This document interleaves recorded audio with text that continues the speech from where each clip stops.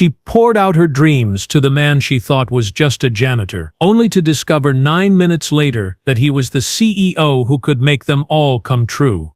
Jessica Davis clutched her worn portfolio, its edges softened by years of hopeful revisions. She approached the man rhythmically, pushing a mop across the gleaming lobby floor of Carter Enterprises, a knot of anxiety tightening in her chest. "Excuse me," she began, her voice barely a whisper. He paused, turning slowly, and the mop handle rested in his calloused-looking hands. His eyes, a surprisingly sharp blue, met hers, and his gaze was so direct, so devoid of the deference she expected from a maintenance worker, that she faltered for a beat. It wasn't unkind, but it was unsettlingly perceptive.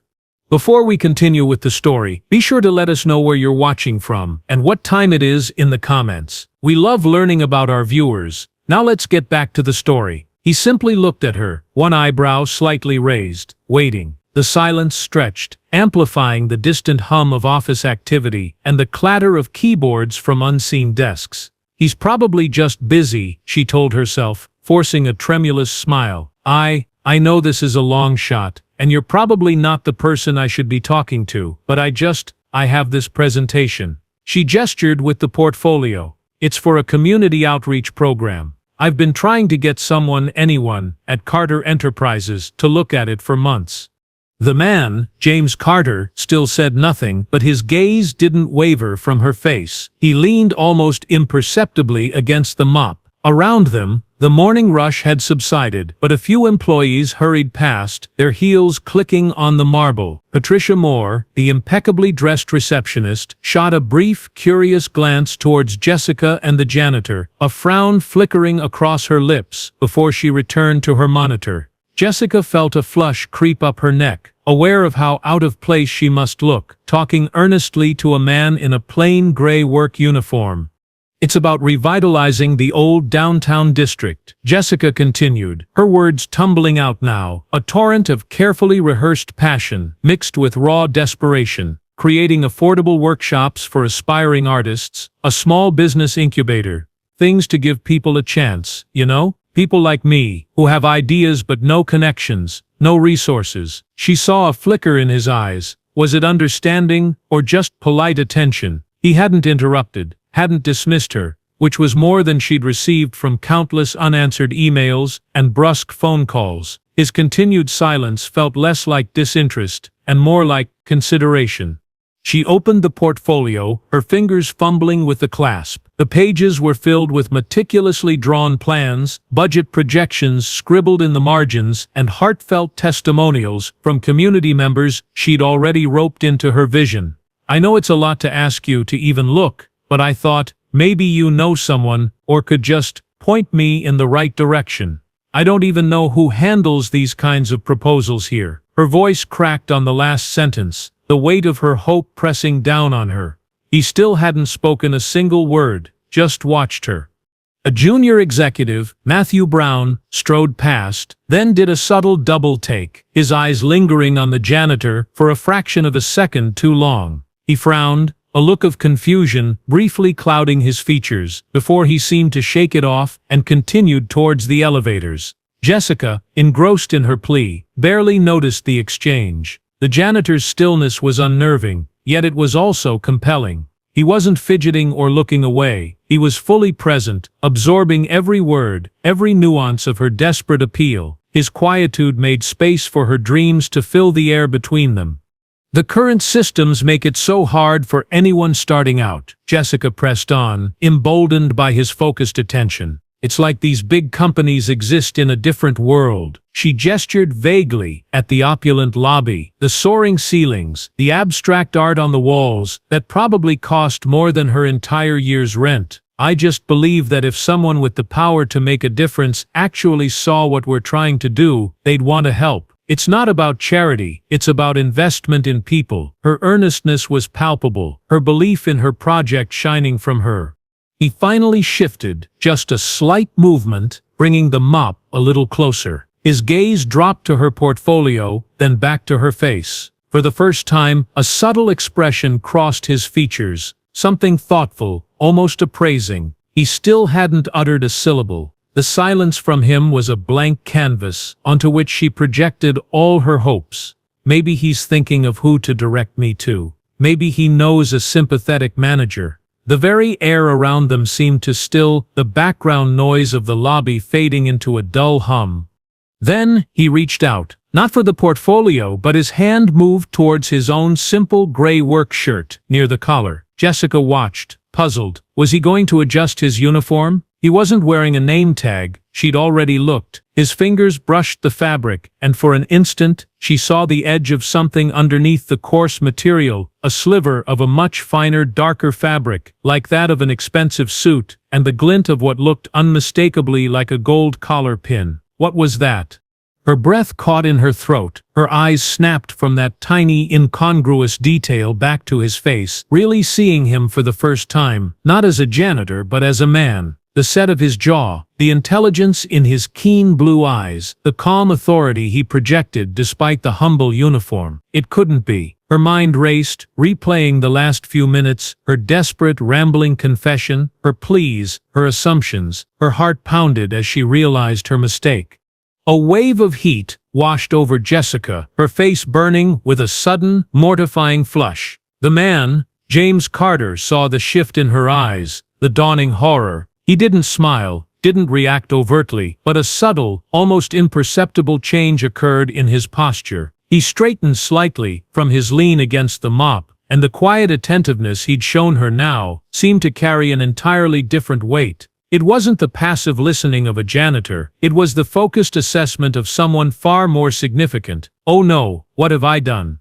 The receptionist, Patricia Moore, who had been discreetly observing the interaction, suddenly sat bolt upright. Her eyes widened, and her hand flew to her mouth, stifling a gasp that was nonetheless audible in the suddenly charged atmosphere of the lobby. She recognized him. Jessica realized with a sickening lurch. Not just recognized him, but reacted with the kind of shock reserved for seeing someone utterly out of their expected context. The janitor wasn't a janitor at all. The gold pin, the hint of fine fabric, it all clicked into place with dreadful clarity. Jessica wanted the marble floor to swallow her whole. She had just poured out her most vulnerable dreams, her financial struggles, her criticisms of big corporations, to the very head of this corporate giant, Carter Enterprises. Her portfolio felt like a lead weight in her trembling hands. I am so sorry, she stammered, her voice thick with embarrassment. I mistook you, I thought. She couldn't even finish the sentence. He still hadn't spoken, but his eyes held hers, not with anger, but with an unreadable expression that made her stomach clench even tighter. Just then, a sleek black elevator door slid open, and a woman in a sharp, tailored suit, Victoria Sanchez, his executive assistant, though Jessica didn't know her name, stepped out, holding a tablet. She scanned the lobby, her expression brisk and professional, until her gaze fell upon James. She stopped dead in her tracks, her mouth falling slightly agape. "Mr. Carter," she said, her voice carrying clearly across the now hushed space. You were supposed to be." She trailed off, her eyes darting from James's janitorial attire to Jessica, then back again, confusion warring with alarm. The name hung in the air. Mr. Carter. CEO James Carter. The man whose face occasionally appeared in the business section, always impeccably dressed, always exuding power and control. And she, Jessica Davis, had just lectured him about corporate responsibility while he was, for some unfathomable reason, disguised in a janitor's uniform. Jessica's initial shock began to curdle into a hot knot of anger at herself for her naivety, and a little at him for the bizarre deception, however unintentional he might claim it to be. He let me go on and on. James Carter finally moved with purpose. He handed the mop to a stunned-looking maintenance worker, a man named Timothy Hall, who had just emerged from a service corridor and was now frozen mid-step, staring at his boss in disbelief. James didn't acknowledge Timothy's shock. His focus was entirely on Jessica. He took a step towards her, and she instinctively recoiled, clutching her portfolio to her chest like a shield. His expression softened, a hint of something like compassion flickering in his eyes. He's not angry, she realized, which was somehow even more disorienting. "Miss Davis," he said, his voice calm and even, with a rich timbre that was utterly unlike the gravelly tones she might have imagined for a janitor. It was the voice of command, yet it was gentle. "There's no need for apologies." His directness was still there, but now it was backed by an undeniable authority that resonated through the lobby. Employees, who had been discreetly watching from a distance, now stood more openly, their morning tasks forgotten, a palpable curiosity and tension filling the expansive space. The whispers had ceased, an expectant silence had fallen. Jessica was trembling, caught between the urge to flee and the stunning realization that the man who held the power to make or break her dreams was standing right in front of her, having just heard her unfiltered, desperate pitch. Anger warred with a wild, improbable surge of hope. He knew everything now, her passion, her plans, her criticisms. There was no pretense left, no carefully crafted corporate pitch she could offer. He had seen the raw, unvarnished truth of her ambition and her circumstances. He had seen her. He took another step closer, and this time she didn't back away. His eyes, which she had earlier noted as just sharp blue, now seemed to hold a universe of experience and decisiveness. "What you said," he began, his gaze unwavering, "about investing in people, about giving them a chance that resonated with me, Miss Davis." He paused, and Jessica's breath hitched. The entire lobby seemed to be holding its collective breath. What is he going to do? Humiliate me? Dismiss me? Or? The silence stretched for only a second, but it felt like an eternity. James Carter looked from Jessica's hopeful, terrified face to the worn portfolio she still clutched, then back to her eyes. A decision formed, swift and clear, visible in the subtle firming of his jaw. He was not a man who hesitated. He was about to speak, to deliver a verdict that would change everything. A silent hush fell over the lobby as his footsteps approached, closing the small remaining distance between them.